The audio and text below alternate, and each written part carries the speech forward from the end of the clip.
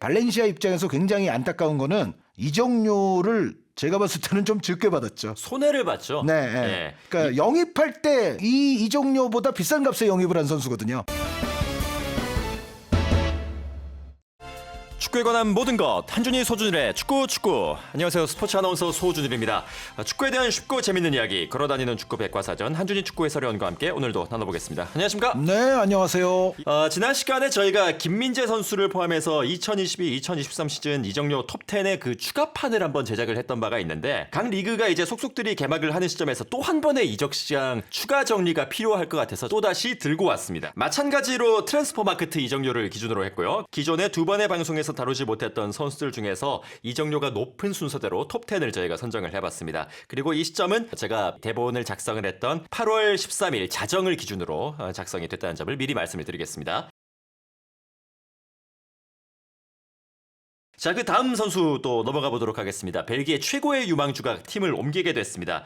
클럽 브류헤를 떠나서 또 이탈리아의 초명문 AC 밀란으로 3,200만 유로의 이적료로 옮기게 됐습니다. 바로 샤를 더 케텔라로 선수입니다. 네, 이 케텔라르 선수, 드 케텔라르 선수는 AC 밀란이 정말 올여름에 심혈을 기울였죠.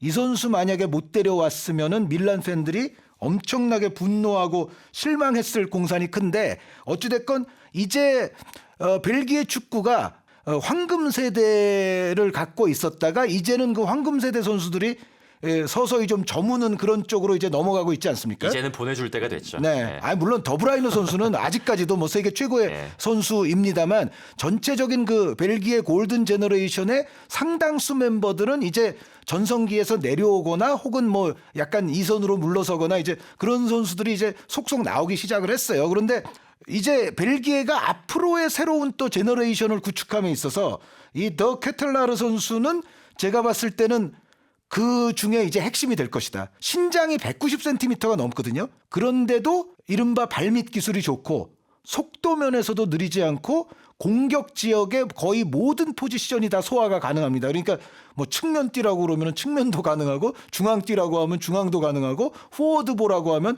포워드도 가능할 정도로 상당히 다재다능한, 벌써 이제 이 선수가 그렇게 완성됐다는 건 아니지만 약간은 그 베르캄프라든가 질라탄 같은 선수의 약간 요소들을 조금 이제 합성한 듯한 그런 듯한 느낌도 약간 주는 선수예요. 밀란이니까. 네, 물론 이제 그런 선수들만큼 큰 선수가 될 수 있느냐는 그건 이제 딴 문제기는 한데, 어찌됐건 앞으로 정말 주목을 해봐야 될 젊은 선수라는 생각입니다. 예, 벨기에 주필러 프로리그의 역대 최고의 이적료를 기록을 하게 됐습니다. 예, 이어서 다음 선수 또 만나보도록 하겠습니다.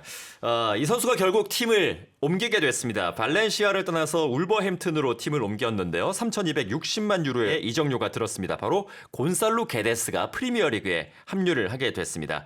사실 뭐 이 선수는 발렌시아의 팀 사정이 뭐 워낙에 좀 암울했다 보니까 뭐 지난 시즌부터 팀을 떠날 것이다라는 그런 얘기가 워낙에 파다하게 있었던 선수입니다만, 게데스의 영입을 위해서 많은 클럽들이 달려들었는데 결국에 최종적으로 승리를 했던 곳은 바로 조르제 멘데스의 주요 고객인 울버햄튼이 됐습니다. 네. 울버햄튼은 잉글랜드 팀인지 포르투갈 팀인지 알 수가 없어요. 예전에 벵거 감독이 정말 프랑스 선수들 많이 데려와서 예를 들어 뭐 아스날을 프렌치스러운 팀으로 이제 만들었던 적도 있잖아요. 근데 그렇다고 해서 아스날에 뭐 잉글랜드 선수라든가 뭐 브라질 선수라든가 다른 나라 선수들이 없었던 건 아니거든요. 뭐 베르캄프 같이 네덜란드 선수도 오래 있었고. 그런데 울버햄튼은 그냥 포르투갈 선수들만으로도 라인업이 구성이 됩니다. 네. 이런 경우는 사실 흔치 않거든요. 그러니까 어떤 빅리그의 한 팀이 특정 한 나라의 선수들만으로 11을 구성할 수 있다. 예전에도 이런 사례가 있었나 싶을 정도로 이제 울버햄튼은 그렇게 포르투갈 선수들이 많아졌는데, 거기에 이제 게데스 선수가 이제 합류가 된 거죠. 그런데 게데스 선수는 울버햄튼으로 가는 거는 제가 봤을 때는 자연스러운 수순이 될 수도 있다는 생각을 해요. 그리고 발렌시아가 더 이상 이 선수를 보유하기는 쉽지 않았을 것이고, 아무리 이제 에이스라 할지라도 거기까지는 이해를 하는데, 발렌시아 입장에서 굉장히 안타까운 거는 이적료를 제가 봤을 때는 좀 적게 받았죠. 손해를 봤죠. 네. 예. 그러니까 영입할 때 이 이적료보다 비싼 값에 영입을 한 선수거든요. 2018년에 발렌시아에 4천만 유로로 완전 영입이 됐던 선수니까 지금 단순히 계산을 해보면 한 740만 유로 정도 이렇게 손해를 보게 됐습니다. 네. 그러니까 사실 프리미어리그 클럽과 딜을 할 때는 사실은 좀 많이 받아야 되지 않습니까? 그렇죠. 예. 네. 그런데 라리가의 또 아픔이 하나 있는데 뭐냐면은 라리가가 그 셀러리 캡 제도가 상당히 타이트하기 때문에 바르셀로나나 뭐 베티스 이런 팀들도 그것 때문에 이제 어려움을 겪지 않습니까? 그런데 그 셀러리 캡 제도에 또 부응을 하려다 보면은 생각보다 제값을 못 받고 팔게 될 수도 있어요. 그러니까 예를 들어 이런 거죠. 너네들 내일 모레 선수 등록해야 되는데 돈이 안 된다며 빨리 장부 맞춰야 되잖아. 그럼 우리가 요거라도 줄 테니 저 선수 팔아. 거기에 그냥 오케이를 해버리면 원하는 만큼의 규모의 이적료를 받지 못하고 중요한 선수들을 넘겨주는 경우가 발생할 수 있다는 거예요. 그래서 저는 올여름에 라리가 팀들이 영입이 가시적으로 뭐 EPL보다 적고 뭐 그런 건 이해할 수 있는데 선수를 내보낼 때가 저는 더 문제다라는 생각을 하거든요. 그런데 발렌시아가 이 게데스 선수 내보낸 거는 사실은 이거는 좀 너무 아까운 거죠. 네, 이 가격에 그렇죠. 내보냈다면. 그리고 울버햄튼은 제가 봤을 때는 이 가격에 곤살로 게데스라면은 영입을 잘한 거다. 다만 울버햄튼에게 경고를 하나 할 거는 뭐냐면 게데스 선수가 지난 시즌 발렌시아에서 했던 게 이 선수의 커리어에서 가장 꾸준하게 했던 시즌이에요. 그러니까 그 전에 보면은 좀 기복이 있었어요. 이 선수가 네. 계속. 그러니까 분명히 역량과 재능과 능력은 보유한 선수인 게 맞는데 지난 시즌을 만약에 게데스 선수의 표준이라고 생각한다면 그거는 울버햄튼에 약간은 오판이 들어갈 수가 있다. 좀 실망할 수 있다. 그러니까 능력은 기본적으로 갖고 있으나 잘했다가 그렇지 않았다가 잘했다가 그렇지 않았다가가 있는 선수라는 점은 제가 말씀드리고 싶어요. 네. 자, 이렇게 약간의 위험 요소를 내포를 하고 있는 곤살로 게데스의 이적도 소개를 해드렸습니다. 바로 다음 선수로 넘어가 보도록 하죠. 또다시 프리미어리그 팀이 등장을 했습니다. 릴에서 에버튼으로 3,600만 유로의 이적을 하게 된 수비형 미드필더 아마두 오나나 선수입니다. 에버튼이 또 큰 돈을 투입을 하게 됐는데 역대 6번째로 큰 이적료를 들여가면서 이 오나나 선수를 웨스트햄에 가까워져 있던 이 선수를 하이제킹을 하는데 성공을 했습니다. 네, 저는 이 영입은 물론 에버튼 입장에서는 이게 큰 돈이기는 하지만 괜찮을 거라고 봅니다. 에버튼은 올 여름에 일부 중앙 미드필더들을 이제 내보내거나 뭐 이미 공백이 발생한 팀이기 때문에 중앙 미드필더의 확충은 필수적인 부분이었다고 볼 수가 있는데 아마도 오나나 선수도 저는 이 선수의 포텐셜을 굉장히 좋게 봐요. 이 선수가 키가 무려 이제 195cm나 되는데 그러면서도 발밑 능력이라든가 여러 가지 올라운드한 플레이가 제가 봤을 때는 포텐셜이 아주 큰 선수예요. 특히 이 선수 뭐 20세라는 점을 고려하면 요즘 프리미어리그의 패턴으로 봤을 때 오나나 정도의 유망한 장신의 미드필더가 뭐 3,600만 유로면은 뭐 그럴 수 있겠다는 생각이 듭니다. 네. 사실 뭐 레알 마드리드 같은 경우에 추아메니 선수는 물론 오나나 선수보다 훨씬 더 좀 커져 있는 선수이기는 합니다만 훨씬 더 큰 돈을 또 썼잖아요. 8천만 유로 썼으니까. 네, 최근에는 이제 중앙 미드필더들도 그렇게 비싸 있는 상황이기 때문에 게다가 또 프리미어리그 클럽이고 뭐 이 정도 돈을 쓸 수 있고 릴은 또 좋은 장사를 했죠. 1년 만에요. 네, 역시 예. 릴이다. 그러니까 물론 이 오나나 선수 같은 경우는 아까 말씀드렸던 몇 명의 선수들처럼 무에서 유를 창조한 건 아니에요. 네, 이 선수가 원래는 이제 릴로 올 때 릴이 1280만 유로를 쓴 바가 있기 때문에 그러니까 무에서 유를 창조한 수준은 아니지만 그래도 역시 장사는 릴이다라는 거를 이 오나나 선수를 통해서도 또 보여줬습니다. 1년 만에 이적료가 3배가 됐습니다. 그 돈을 릴이 그대로 회수를 한 또 릴의 모범 사례 중에 하나로 또 소개를 해드릴 수가 있겠는데요. 이 선수는 이제 뭐 워낙에 말이 나왔으니까 짧게 해도 될 것 같은데요. 예.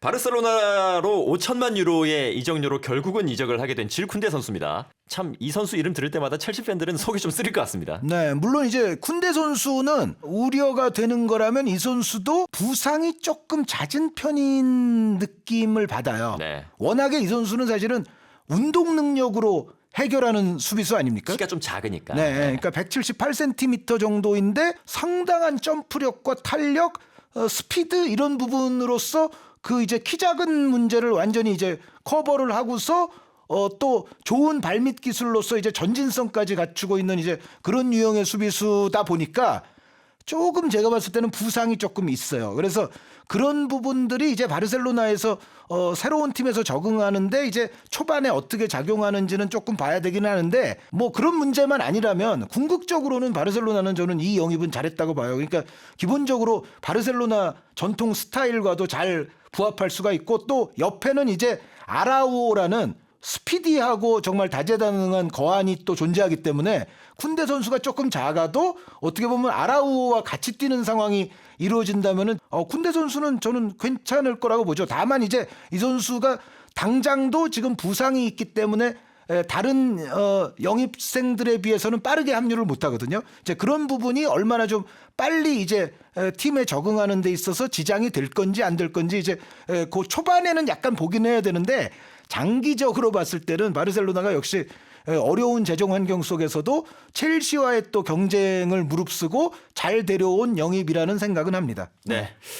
이제 가장 마지막으로 그 아쉬워했던 첼시가 성공한 네. 영입 사례입니다. 브라이튼에서 첼시로 무려 6,530만 유로에 이적을 한 그리고 저희가 녹음을 하고 있는 이 시점 바로 직전에 있었던 경기에서 그 분쟁의 핵심에 있었던 선수입니다. 마르크 쿠쿠레아 선수입니다. 오, 머리 끄댕이를 잡으면 안 되죠. 안 되죠. 네. 예. 그런데 또 그걸 또 넘어가요. 또 심판이. 모든 사람들이 도대체 왜 하는 물음표를 남겼습니다. 물론 이제 드라마가 터진 경기이기는 한데 더 이상 코멘트하지 않겠습니다. 그러니까 저도 17년 만에 하니까 그리고 또 뭐 챔피언스리그에서도 뭐 가끔씩 뭐 잉글랜드 심판들을 보지만 갑자기 조금 이질적인 느낌을 너무 받아요. This is England. 예. 네, this is football. 네, 어찌됐건 정말 종가의 축구 이것을 요즘 다시 한번 뼈저리게 경험을 하고 있는데 뭐 그걸 다 떠나서 쿠쿠렐라 선수는 정말 영입 잘했다는 게 벌써부터 그냥 첼시 팬들이 아마 초반부터 느끼고 있을 겁니다. 네. 이 선수는 에이바르에서든 헤타페에서든 브라이턴에서든 마치 팀의 본체와도 같은 활약을 정말 뭘 시켜도 아주 깨소금같이 하던 선수거든요. 못했던 적이 없는 것 같습니다. 없죠. 예. 그러니까 예를 들어 레프트백을 시키건 레프트 미드필더를 시키건 센터백의 레프트 자리를 시키건 뭘 시켜도 잘했던 선수라서 첼시에서도 잘할 것이 예상이 됐던 일이고요. 그리고 치렐 선수의 이적료보다 좀 비싸죠. 네. 그런데 현실적으로도 아마 치렐 선수에게는 좀 애석하지만 치렐 선수 자리를 뺏을 것 같습니다. 뭐 이 정도로 하면은 네. 당연히 뭐 주전 자리는 내줘야죠. 역시 치렐 뭐 선수는 그런데 애석하죠. 사실은 예. 부상 때문에 절정기의 폼이 좀 떨어졌으니까. 그리고 네. 애석한 쪽이 하나가 더 있을 것 같은데 바르셀로나가 좀 많이 좀 애석할 것 같습니다. 그건 제가 옛날부터 하던 얘기인데요. 예. 지금 바르셀로나가 막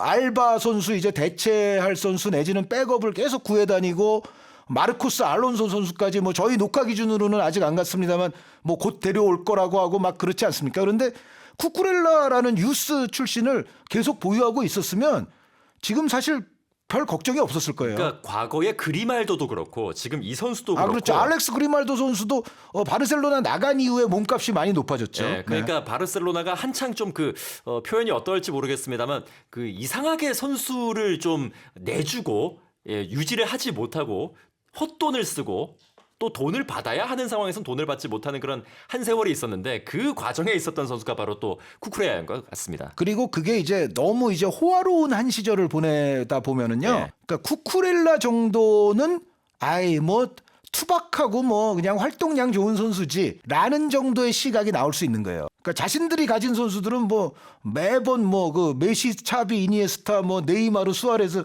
이제 이런 선수들만 계속 접하다 보니까 팀에 정말 필요한 선수의 유형이 어떤 건지를 냉정하게 판단하고 가성비를 평가하는 좀 흐려지는 거죠. 저는 쿠쿠렐라가 그 바르셀로나가 선수를 평가함에 있어서 눈이 흐려진 아주 대표 선수라고 생각을 하거든요. 네, 뭐 그런 그 부메랑을 지금은 또 뼈저리게 느끼고 있는 것 같습니다. 이렇게 쿠쿠레아 선수까지 10명을 저희가 소개를 해드렸습니다. 유튜브